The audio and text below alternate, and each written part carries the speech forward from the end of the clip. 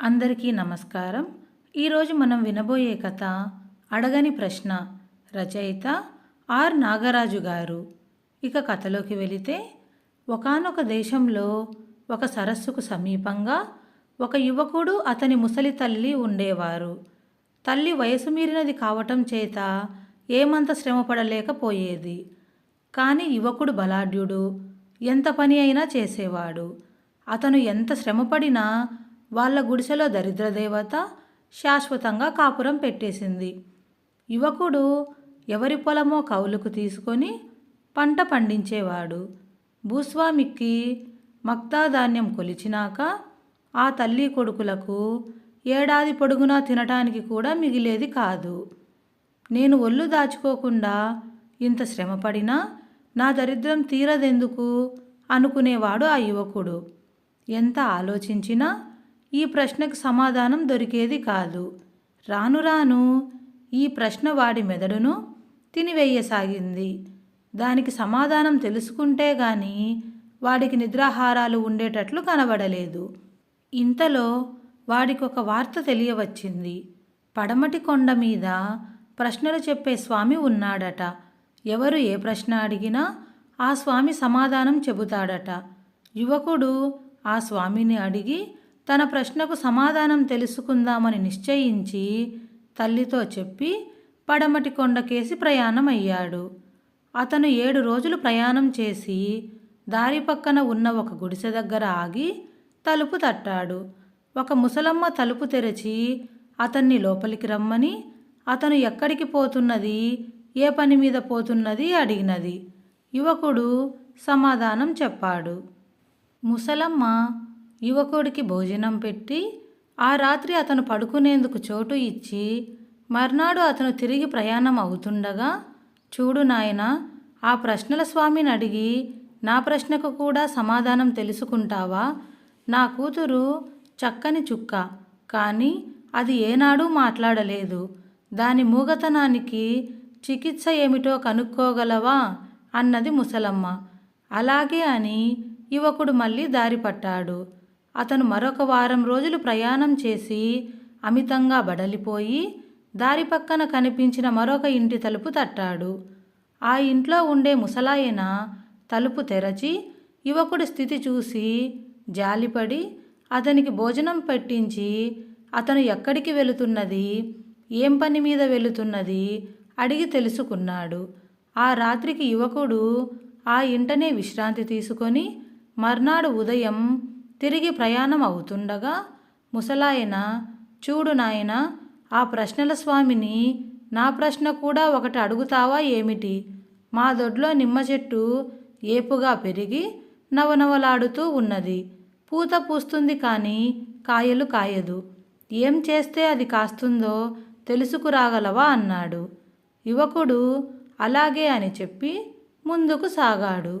కొన్నాళ్ళు పడమరగా నడవగా దూరాన పడమటి కొండ కానవచ్చింది.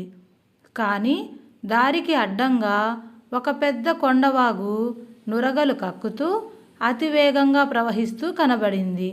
దాన్ని ఎలా దాటాలో యువకుడికి అర్థం కాలేదు. కనుచూపు మేరలో దాని మీద ఎలాంటి వంతెన లేదు.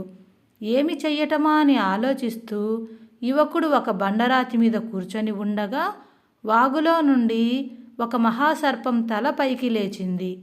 దాన్ని చూసి భయపడి యువకుడు చప్పున 4 అడుగులు వెనక్కి వేశాడు. నన్ను చూసి ఎందుకు భయపడతావు కుర్రాడా? నేను ఎవరికీ ఎలాంటి అపకారము చెయ్యను. నువ్వు ఇక్కడ ఏం చేస్తున్నావు అని ఆ మహాసర్పం అడిగింది. యువకుడు దానికి తన పని గురించి చెప్పాడు. ఆ స్వామిని నా ప్రశ్న కూడా అడుగుతావా? నేను ఎవరికి ఎలాంటి హాని చెయ్యలేదు గదా. 1000 ఏళ్లుగా నేను ఈ వాగులో ఎందుకు బందీగా ఉన్నానో, నాకు స్వర్గప్రాప్తి ఎందుకు లేదో కనుక్కురా అన్నది మహాసర్పం. నన్ను ఈ వాగు దాటిస్తే అలాగే కనుక్కు వస్తాను అన్నాడు యువకుడు. మహాసర్పం అతన్ని తన మెడ మీద ఎక్కించుకొని వాగు అవతలు గట్టు మీద దించింది. అతను పడమటి కొండను చేరుకొని పైకి ఎక్కాడు.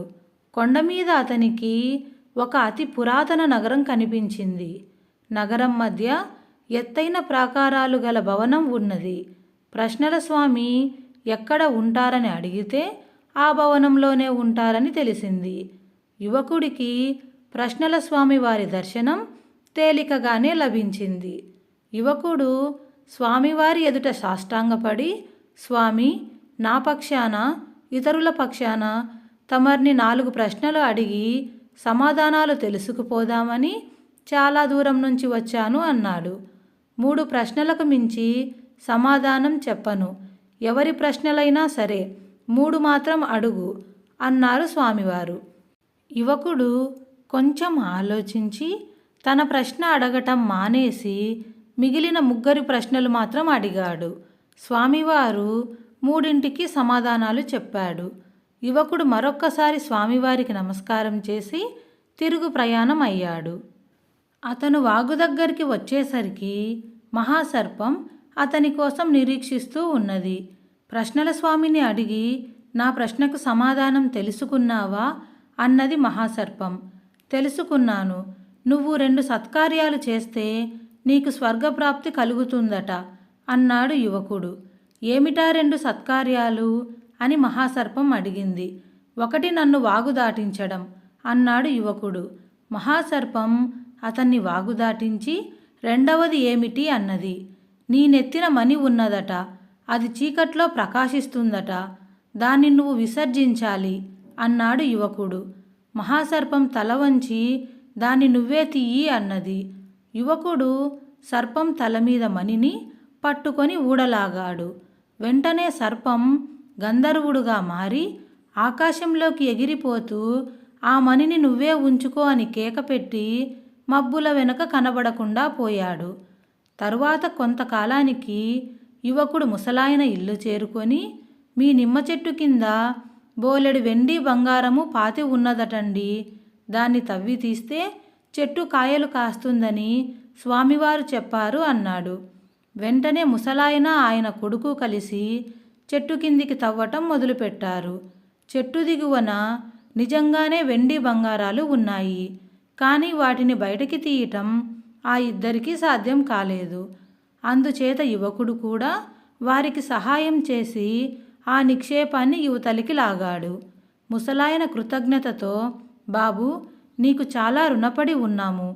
నువ్వు పట్టుకుపోగలిగినంత వెండి బంగారాలు పట్టుకుపో అన్నాడు. యువకుడు తాను మోయగలిగినంత వెండి బంగారాలు తీసుకొని కొద్ది రోజులకు ముసలమ్మ ఇల్లు చేరి, మీ అమ్మాయికి తాను పెళ్లాడేవాణ్ణి చూడగానే మాటలు వస్తాయటమ్మా అన్నాడు. అతను ఈ మాట అంటున్న సమయంలోనే ముసలమ్మ కూతురు బయటికి వచ్చి, ఎవరమ్మా ఈ అబ్బాయి అన్నది. ముసలమ్మకు కూతురి నోట మాట రాగానే పరమానందమైపోయి, నువ్వే దాని మొగుడివి నాయనా, నీ వెంట తీసుకుపోయి పెళ్లి చేసుకో అన్నది.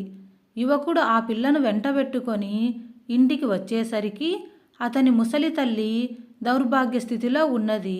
కొడుకు ఎంతకు తిరిగి రాకపోయేసరికి వాడు చచ్చిపోయాడనుకొని కంటికి మంటికి ఏకదారగా అహోరాత్రాలు ఏడ్చి ఆమె కళ్ళు పోగొట్టుకున్నది. అమ్మా, నీకు కోడలిని తెచ్చాను అంటూ యువకుడు తాను వెంట పెట్టుకొని వచ్చిన పిల్లను ఆమె ముందుకు తోశాడు.